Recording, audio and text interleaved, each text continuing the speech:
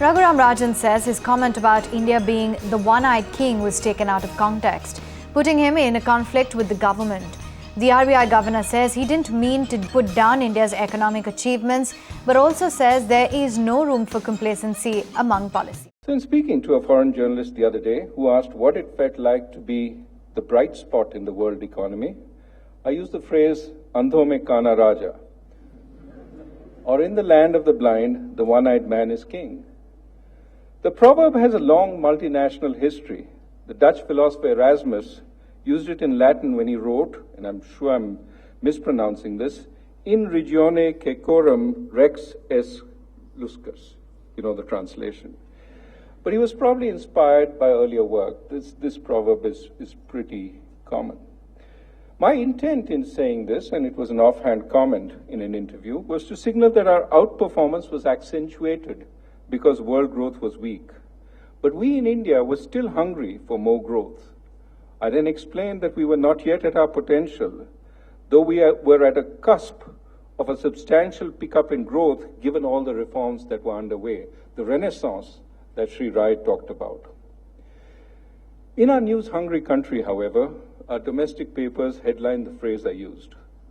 To be fair, they offered the surrounding context, but few read beyond the headline. So the interview became moderately controversial with the implication that I was denigrating our success rather than emphasizing the need to do more. Wipro posts a muted fourth quarter performance, sees IT services revenue in the first quarter grow between 1 and 3%, even as it approves a buyback of up to 4 crore shares worth 2,500 crores at 625 rupees apiece. The horse Shaktiman, who was subject to brutality by the Mussoorie MLA, is no more. He could not survive the amputation.